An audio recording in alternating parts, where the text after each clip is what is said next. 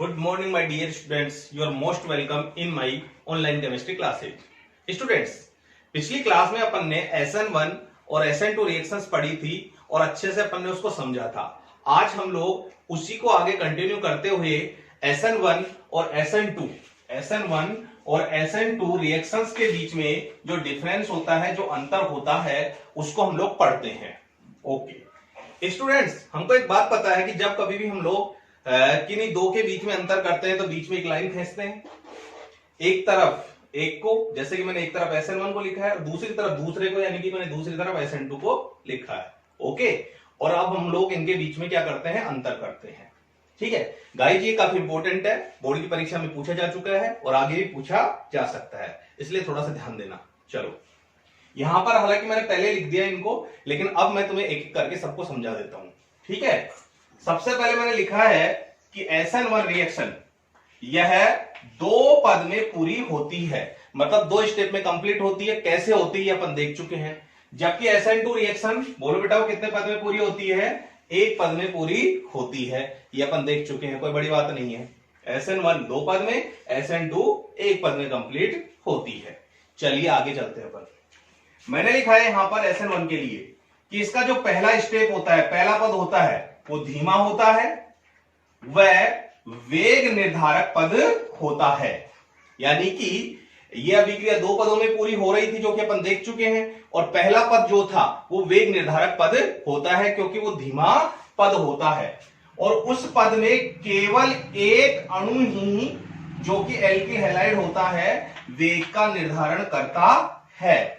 मतलब SN1 reactions का पहला पद धीमा था और उस धीमे पद के अंदर केवल एक ही अणु सक्रिय रूप से भाग लेता था, सांद्रता को परिवर्तित करता था, और वो अणु कौन सा था, एल्किल हैलाइड। इसलिए एल्किल हैलाइड ही उस अभिक्रिया के वेग का क्या करता है, निर्धारण करता है।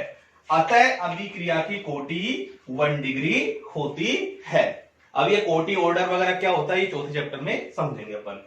ठीक है, और अभिक्रिया को चूंकि एक अणु सक्रिय रूप से भाग ले रहा है, वेग का निर्धारण एक अणु कर रहा है, इस वजह से इस अभिक्रिया को अपन क्या कहते हैं, एक आणुक अभिक्रिया भी कहते हैं। क्लियर, उधर चलते हैं। SN2 क्या कहता है कि सिंपल सी बात है, इसमें एक ही पद है तो वेग निर्धारक पद वही होगा। ठीक है, तो यह पद मतलब कौन सा, जो सिंगल पद है, यह पद वेग निर्धारक होता है जिसमें दो अणु, यानी कि उस पद में अपन ने देखा था दो अणु थे, कौन कौन सा, एक तो एल्किल हैलाइड और एक जो स्ट्रॉन्ग नाभिक स्नेही था, जो अदर नाभिक स्नेही था, वो दोनों सक्रिय रूप से भाग ले रहे थे। दोनों की सांद्रता परिवर्तन वेग का निर्धारण कर रही थी। अतः वेग का निर्धारण करते हैं कौन, दोनों अणु वेग का निर्धारण करते हैं। तो अभिक्रिया की कोटि कितनी हो गई, 2 डिग्री। और अभिक्रिया कौन सी, चूंकि दो अणु सक्रिय हैं, इस वजह से द्विअणुक कहलाएगी।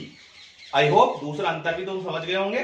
दूसरे अंतर मैंने क्या बताया कि इसमें जो धीमा पद है, पहला पद है, उसमें एक अणु ही वेग का निर्धारण करता है, इसलिए अभिक्रिया 1 डिग्री और एक अणु कहलाएगी।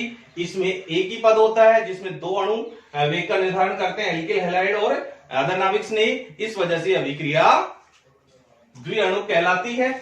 इस अभिक्रिया की कोटि 1 डिग्री है, इस अभिक्रिया की कोटि 2 डिग्री है। तीसरा अंतर जो कि अपन पढ़ भी चुके हैं, मैंने बाकायदा रीजन वगैरह देके समझाया था और बताया भी था तुम्हें कि क्वेश्चन आएगा। इनकी क्रियाशीलता का क्रम, सबसे ज्यादा क्रियाशील किसमें होती है, 3 डिग्री में, फिर किसमें होती है, 2 डिग्री में, और सबसे कम क्रियाशील किसमें होती है, 1 डिग्री में होती है। क्यों होती है बता चुका मैं पिछले वीडियो में। ओके, और इनकी क्रियाशीलता का क्रम इसके अपोजिट, यह SN2 सबसे ज्यादा 1 डिग्री में क्रियाशील होती है, फिर 2 डिग्री में होती है, फिर 3 डिग्री में होती है। कैसे होती है, इसका रीजन भी मैं तुम्हें पिछले वीडियो में बता चुका हूं। चौथा अंतर, जैसा कि तुम्हें पता है कि जैसे पहला स्टेप पूरा होता है तो यहां मध्यवर्ती के रूप में बताओ क्या प्राप्त होता है, कार्बोकेटाइन प्राप्त होता है, हमें पता है। जबकि इसमें अभिक्रिया में सिंगल पद होता है तो मध्यवर्ती बनने का तो चांस ही खत्म है, लेकिन बीच में कुछ क्षण के लिए एक संक्रमण अवस्था जरूर बनती है। ओके, अगला अंतर तुम्हें पता है बेटा कि इसके अंदर आयन बनते हैं, कार्बोकेटाइन बनते हैं, तो आयनिक प्रवृत्ति की अभिक्रिया हो गई। आयनिक प्रवृत्ति की अभिक्रिया होने के कारण ये तेजी से संपन्न होती है, जबकि इसमें ऐसा कोई आयनिक प्रकृति का सिस्टम नहीं है, तो ये जो अभिक्रिया है वो धीमी गति से संपन्न होती है। SN1 अभिक्रिया ध्रुवीय विलायकों में अगर SN1 अभिक्रिया ध्रुवीय विलायकों में संपादित करवाई जाए यानी कि संपन्न करवाई जाए तो इसका वेग तेजी से बढ़ता है, जबकि इसका वेग ध्रुवीय विलायकों में घटता है। यहां अगर मैं त्रिविम रसायन की बात करूं, जो कि मैं तुम्हें पहले बता चुका हूं कि इसको अपन एक चैप्टर अपने 16वां चैप्टर, जिसका नाम ही क्या है, स्टीरियोकेमिस्ट्री यानी कि त्रिविम रसायन, उस चैप्टर के अंदर अपन डिटेल से करने वाले हैं। क्योंकि जब तक हम लोग त्रिविम रसायन नहीं समझेंगे अच्छे से, हमें ये पॉइंट समझ में इतना अच्छा नहीं आएगा।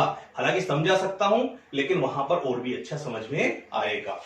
तो त्रिविम रसायन के आधार पे देखें तो SN1 अभिक्रिया से हमें उत्पाद के रूप में रैसमिक मिश्रण प्राप्त होता है, जबकि SN2 में यह प्रक्रिया वाल्डन प्रतिपन्न के रूप में होती है। ठीक है, तो इस तरह से SN2 और SN1 के बीच में मैंने तुम्हें ये 7 डिफरेंस बताए हैं, काम के हैं। एग्जाम में जनरली 3 से 4 डिफरेंस पूछे जाते हैं, तो तुम लोग इनमें से कोई भी सेलेक्ट करके लिख सकते हो।